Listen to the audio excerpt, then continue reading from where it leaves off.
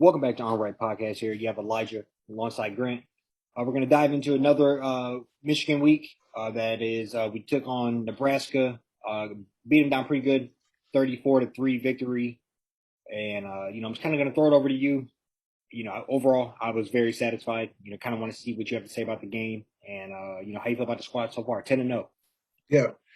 No, this is a good victory, solid victory, just given, what the game plan kind of looked like to start the game off. And, first team to be 10-0 since '06, if I'm not mistaken.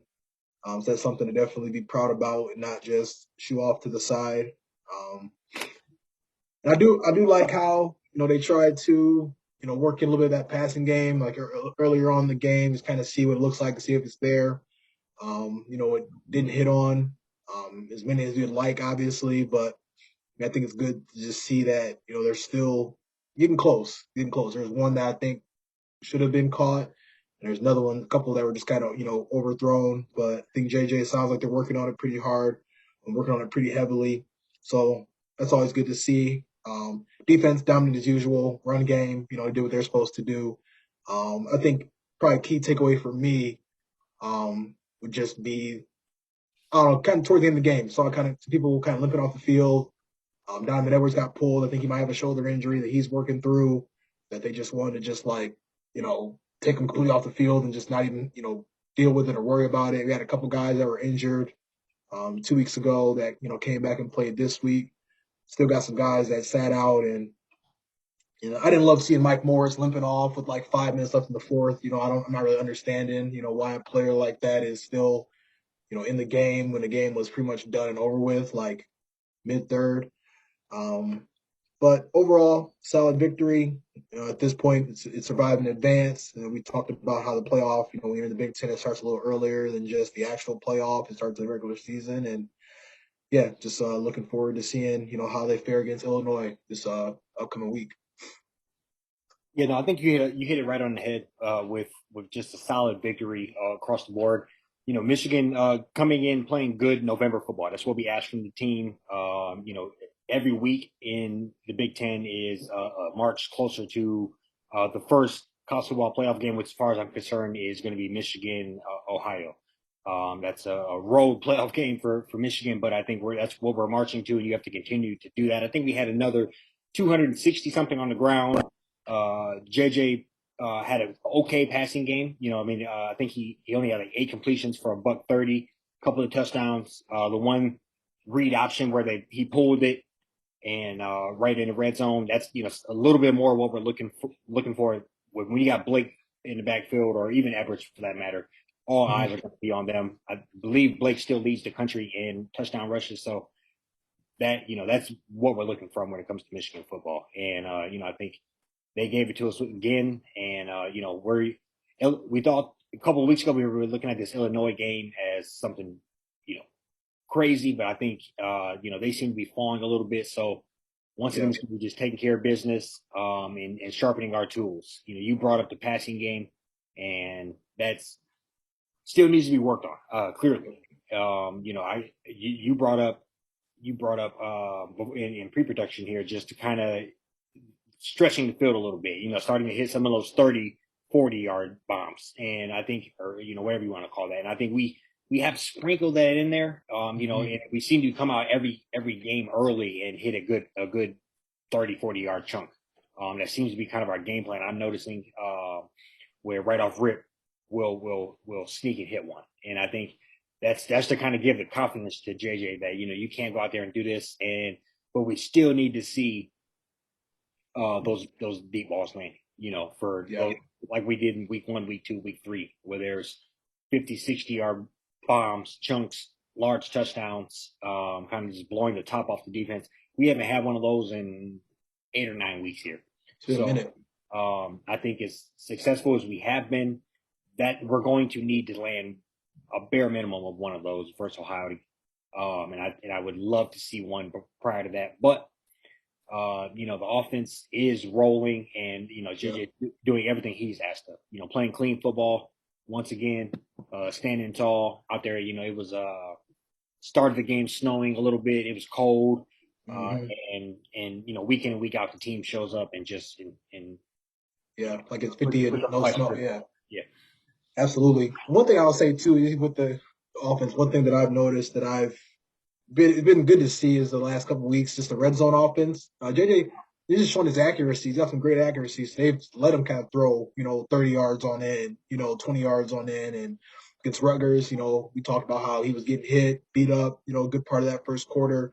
But he threw some dimes, in the red zone. And that was something that, we were kind of getting, 10 on in and just trying to run it, run it, run it. It wasn't being, all that successful with that or having to, set up a field goal. So I would say, just from a capacity standpoint, I think we are, at least taking some strides in the right direction and being able to pass a little bit within the red zone too. So I think I think overall it's a goal to continue to help that offense just become, more and more versatile. I hope they do, have some opportunities to try to hit that deep ball this week coming up against Illinois. Um, yeah, one thing I just wanted to ask you, just from like a defensive, standpoint. I mean, I saw that we're pretty much like number one in the country, if not top five, in the country from a defensive standpoint. What are your thoughts? I mean, a lot of people are saying that that might just be kind of fluke because of the competition we've been playing. I personally feel like, I think we've done a good job of just like showing domination. So I feel like when your defense is dominant, they still just go out and do what they're supposed to do. And I think we're shutting down teams that have no business like even scoring against us. And I think we're doing it in such a like great fashion to where the defense doesn't concern me at least as of right now. But what are your thoughts as far as like, do could it be, I mean, not just a fluke, or is it just kind of the competition, or what are your thoughts there? Yeah, no, I think it's hard to say. I mean, if you want to kind of look to the level of competition, I think we can only play who we're matched up against week in and week out. And Yeah, there are a lot of teams who have identical schedules to us who do not have the number one defense in the country. So right. I would say, that's what I would lean to. We're clearly a good defense, but we also can only play who we're matched up against. Yeah, I would say arguably the best team we played so far would be Penn State, and that was a complete domination game. You look at the defense in that game, and they shut them down. At one point, I think in the first half they had like, I don't know what was it. What, I don't want to undershoot it, but let's say like 85 yards, and 61 of them came on that one rush, yep. and that literally was their offense for that game. And Hmm. so I would say, that's what I would lean to is moments like that. Moments Yeah, versus Iowa. Obviously, Iowa was not an offensive powerhouse, but that defense stepped up at the end of the game and put the vice grips on. And that was one of the more dominating series that you can put to in all of college football this year. right. Uh, and we were at the ones imposing that. So I would say overall, I feel like the defense is, you know, that's who I feel very confident in. Yeah, I think now just to kind of flip the table a little bit, I think we tend to give up the deep ball every now and then. Teams that's what they want to do versus us. That's what Michigan State tried to do. That's what uh, Maryland Rutgers tried did. to do. That's what Yep. that's what every team is attempting to do. That's what Ohio State will attempt to do. And Hmm. so that's if you want to point to anything, it's us giving up the deep ball to a big receiver. That's the one thing that we kind of need to work on a little bit. The most glaring issue that I see, but I don't think we can have a fluke number one offense or number one defense in the country, Yeah, um, because there's lots of teams in the Big Ten that would probably should be in the top five. That in that case, I agree. I agree with that. Yeah, like I said, and I'm right there with you. I mean, you just play who's in front of you, and I like, I mean, giving up only 3 points in the second half to like five or six different teams. I mean, and part of me is like, I don't really care who it is because just be able to do that, knowing that, starters are getting pulled and just, I think we're just doing a good job of just taking care of business and not like, you know, taking plays off or, taking games off halves, quarters. Like they're out there literally like it's, you can tell that they're like trying to do whatever they can and not give up any points. So I just feel like, obviously, like you said, playing who's in front of you and just taking care of business. And I think they're doing that and then some. And yeah, so we'll see how it unfolds. Just kind of going into this week, against Illinois, and go from there with that. But yeah, did you have anything else on the Michigan side of things before we wanted to talk about Detroit or? No, no, I mean, I hate to throw a complete curveball here. I'm just thinking about it. Oh yeah, You know what's up with Luke Shoemaker and the tight end situation? Because oh I think we're down another. Obviously, yeah, Call, one of the best tight ends in the Big Ten, out. He's been stepping in, being a great step in. Playing his like he's one of the best tight ends in the Big Ten, honestly. So, absolutely. it's kind of tough to go down. Now we're down to freshman Loveland, who made some plays as well. But Hmm. it would be great to be full strength at tight end. You know what's happening with that? I think I noticed in that Rutgers game, I think when he got a little banged up, I believe, and then he ended up coming up with like a shoulder brace on.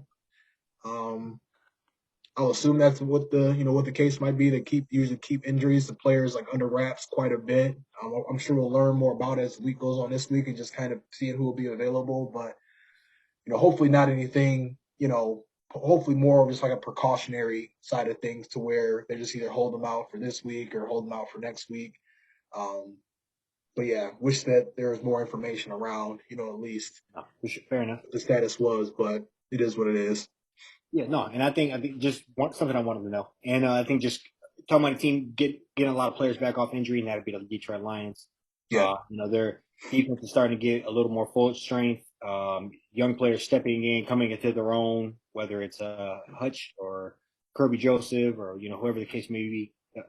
So I kind of won. They pulled it out. Got a victory versus the Chicago Bears on the road. Hmm. Kind of what are your thoughts on what you've seen and kind of I don't want to say moving forward with the team, but kind of what were your thoughts on that game in particular for what it means? Yeah. No, I think we got some serious pieces on defense. Just from no one understanding, just like from a talent standpoint, might not be all the way there. Competing with like majority of the teams in the NFL, but you named a couple of the guys. I mean, I think Hutch. Besides that 3-sack game against Washington, I mean, I feel like this is probably one of the better games I've seen him play. Um, He's still out of position a little bit here and there, but he had a great play on the goal line. Basically like RKO the running back before as soon as they got the handoff. I thought that was pretty. I mean, it's like that's just showing like athleticism and just being able to get there soon. Pretty much as soon as if there would have been an extra second, he might have been able to even affect the quarterback to running back handoff. So it was cool just seeing him do that. Getting a big sack in crunch time. He was also pressuring Fields when he threw that pick six to Okuda. So he's definitely, you know, he's not in the right place all the time, but I can tell he's just starting to figure it out as the season goes on. I mean, I think he's leading all rookies in sacks and pressure still. Um, and then yeah, it just showed until he had like 8 tackles. You don't really see DNs just having like a ton of. So I mean, I just saw him like running plays down. Play might be going away from him, but he's still giving that full effort.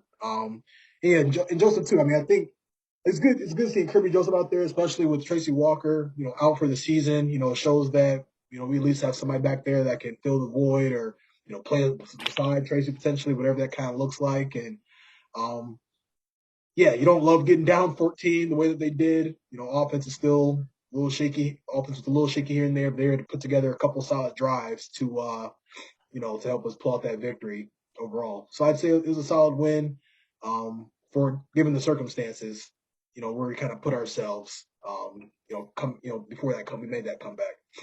Yeah, I give it to him a little bit. I tip my hat a little bit. I think it was I had him dead in the water. I'm not gonna lie. We both watched last week's episode the week before. I think we were kind of feeding for victory, if nothing else. Yeah, Yeah, kind of just down on the squad in general. So I think it does show a little bit of fight. Now, what this will mean if going forward, I'm not sure. They can still come out and kind of go over the rest of the way. Like I said last week, you don't know what teams are going to show up. Number one offense, worst defense right. that's making plays now. You know what? It's kind of a whirlwind on who's going to show up. So that's kind of tough to analyze. But you're talking about Hutch. I think that's 5.5 sacks on the season. Um, yeah, three did come in one game, but that's even showed domination in that game. But you're seeing him coming to his own. I've seen somebody on Twitter talk about his success when he stands up versus in a 3-point stance. And, maybe that's the answer to get him standing up. And that's what he did all at Michigan. That's what he was bred to do there. Obviously, it worked. I think he had like 14 sacks senior year. Yeah. So I've seen people talk about that. So maybe it's that's a quick fix is just to get him to stand up because that's more what he's used to. Mm-hmm. But in general, you can lean to him and say he's going to be a staple of his defense. I think uh, he's on pace for what probably not 8, 9 sacks. Yeah. About a sack every other game, Mm-hmm. and you can really do something with that. Build on that from your rookie year.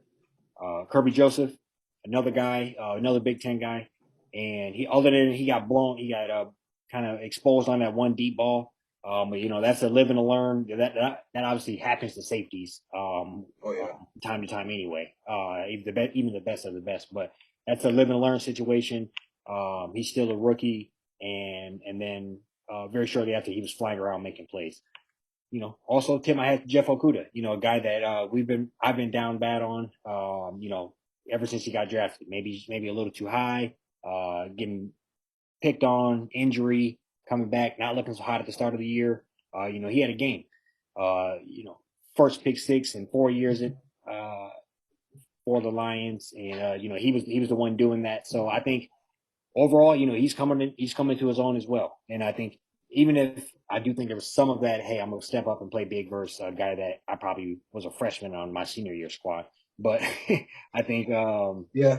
They you kind of know, had a crazy little interaction there too. Pick six, and then he, yeah, he took him to the crib. Yeah. yeah, I mean, so yeah, and obviously Fields ran all over us, but we did just enough. The defense stepped up and made timely plays, and I think mm-hmm. they took advantage of a young quarterback, which is what you want a team to do. You're gonna have to steal those wins when those are in front of you like this. So Yeah, this is one where we can talk about obviously one play away here or there, completely different conversation. right. They did have the ball in their hands, going, marching down the field, and just a guy, little too young, maybe a little inexperienced with trying to, put together game-winning drives. But all in all, I do tip my hat to them. They played very well. You know, I mean, 150 on the ground is rough from a quarterback, but defense made plays, and Yeah, I do want to tip my hat also. You said you made a joke about like a WWE move, but it really was. He was flying around, and that's exactly what you want to see from the number 2 pick. So, right. That, I mean, that's, I don't exactly remember if they ended up scoring like on that drive or whatever kind of happened there. But I mean, just guys like, sometimes you get down to the 1 yard line and guys like, well, they're going to get in anyways. You know what I'm saying? Like, so just the fact just kind of seeing him do something like that was just pretty cool to see. And shout out to Jared Goff too. Got back and forth, with the defense a little bit, the Bears defense, go back and forth with them, and then really use that as motivation, kind of woke him up a little bit to lead that drive. And I mean, we were down Josh Reynolds. I don't even know if DJ Shark is on the team anymore. I'm around St. Brown. Uh, was a little banged up towards the end of the game, but I like how. I mean, I think his name Tom Kennedy. yep, yeah, he made some good plays. 80 yards receiving, give or take. A big 40-yard reception on that final drive. I mean, that, granted the Bears defense isn't the greatest, but I like how we just executed. We came out, and that was a 90-yard drive, if I'm not mistaken. So just seeing like, flashes of golf, we know what golf is. Like, we know that you'll get the most out of it when everything's perfect, and he kind of starts to be the opposite once, think everything around him isn't perfect. But I think that was one of those times where, you know, wide receiver one's a little banged up, back against the wall.